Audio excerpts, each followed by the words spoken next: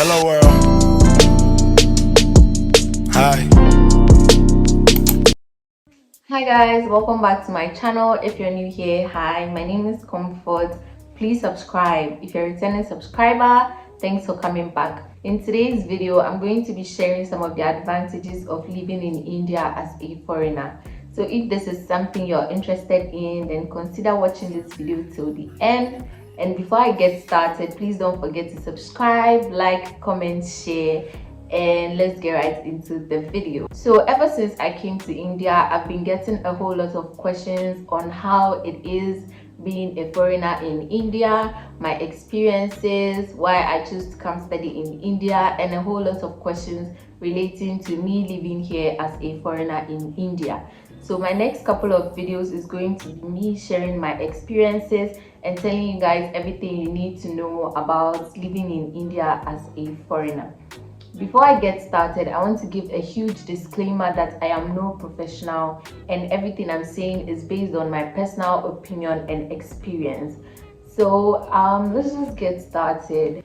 So the first thing I would like to talk about with regards to this topic is the fact that India provides quality and affordable education. Education in India is very good and quite affordable as compared to other countries like the US, Canada, and other European countries.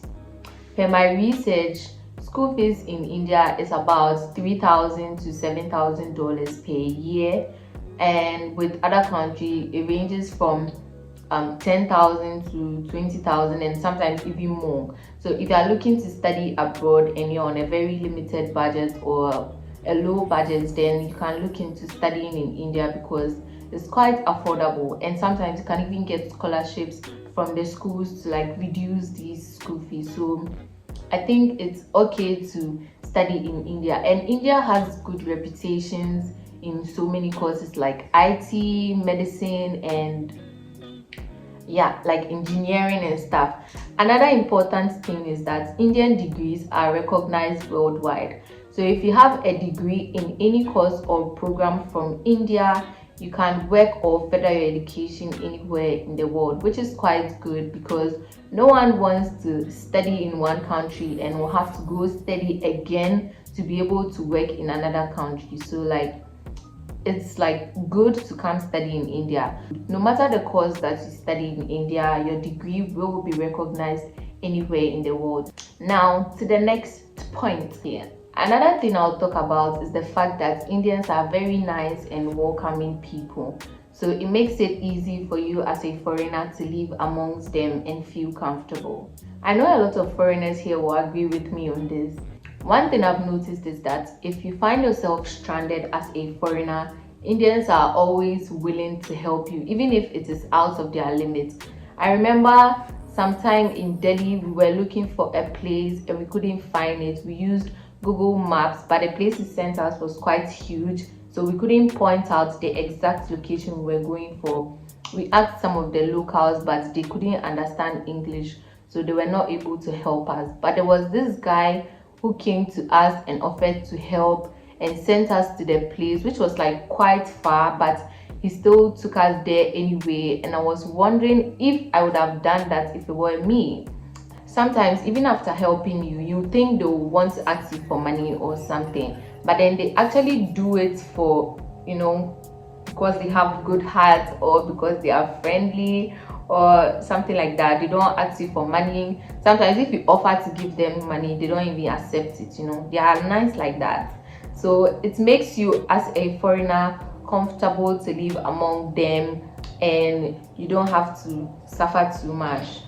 I'm not saying all Indians are nice. They are obviously the bad people and the racist and all those people. You can't get 100% of nice people in the world. It won't be fun. We've definitely heard of cases of racism and discrimination and some really bad stories that are unpleasant to hear, but I haven't personally experienced it before, and these really occur. So I think if you're in India, you feel comfortable and you'll be okay as a foreigner. The next thing on my list is the budget friendly or affordable cost of living. So living in India is quite affordable as compared to other countries, even my home country Ghana. I've been in only India and Ghana, so I'll have to compare the two of them because these countries are the only countries that I'm certain of. So I'm not saying it's cheap, I'm saying it's affordable as compared to, so it's not cheap, it's just affordable as compared to Ghana. Like stuff like clothes, food, transportation, stationery, accessories, like almost everything that I've had to buy in India is very, very cheap. Sometimes you expect something to be at a certain price because of how you might have gotten it in your country or how you might get it in your country, but you go and ask for the price and it's like quite cheap, which is sometimes surprising. But then I've lived through it for like 3 years, so it's normal for me now. I'm sure that is the reason why most foreigners choose to come and live or study in India, because you can afford to live. You don't have to live on a huge budget. If you have a very low budget, you still survive in India. One of my favorite things is the internet data. So India, like data in India is almost free, honestly, as compared to Ghana. I can buy data and then it will last me for a very long time, but in Ghana, if I buy data for maybe 20 cedis, that means it's lasting me for only 24 hours. But that same 20 cedis worth of data can last a whole month here in India. I'm going to insert some screenshots of how the data thing works here and how it is in Ghana as well, so you guys will know the difference. If you buy data in India, you get freebies as well. Like sometimes you get subscriptions to Disney and like music apps and movie apps, which is really, really, really good. But in Ghana, you just buy your data. Sometimes you get call, some hours or some minutes for calls, and that is it. And it's very expensive, like that one here. Data in Ghana is very expensive, but in India there is like almost free. The fact that data is affordable in India makes online browsing experience very, very interesting. You can watch all the Netflix you want to watch, you can watch all the YouTube videos, and it has really come in handy for online classes. Like you don't have to spend too much to buy data in order to go to class, so it's like really nice. And at the end of the day, I don't have to pay too much. Who doesn't want that? So yeah, I hope you guys get it. You do, right? Another thing I'll talk about is the fact that India provides quality and affordable healthcare as well. I'm sure most of you already know that a lot of foreigners come into India to get health services like surgeries and all that. It's because India provides like very quality and affordable health services. They have some of the latest technologies, they have some of the best doctors.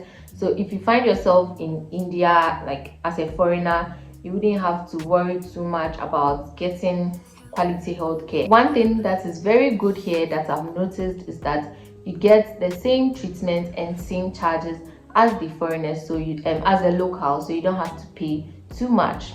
The final point for today is exposure to different culture and people. If you come to India, you experience a lot of different cultures and you meet a lot of different people. It's so nice, and if you are someone who loves traveling or if you are someone who loves exploring, you are really going to love it here. India is very huge and every place is different, so every part of India that you go to, you're going to experience something different and you love it. And one good thing is, if you are traveling from one state to another, you don't need too much documentation. You don't need to go get permits from the other states before traveling like it is done in other places. You just need to take your passport along just in case you find yourself in a situation where you have to verify your ID. Because you need your passport, because we don't have any other identification card that will verify that you are who you say you are. So it's quite easy and very nice to travel from one place to another, because no one is going to bother you about your documents and other stuff. Yeah, so that brings us to the end of this video. I hope you enjoyed it. If you did, please don't forget to like, comment, share and subscribe. And if you're a foreigner in India and you want to add anything, kindly do in the comment section so that we all learn from it. So if you guys want a part 2, leave a comment down below and I'll be sure to do a part 2 for you guys. My next video is going to be about the struggles of living in India as a foreigner. So please turn your post notifications on so that you get the alert when I upload the next video. So I'll see you guys next time. Bye.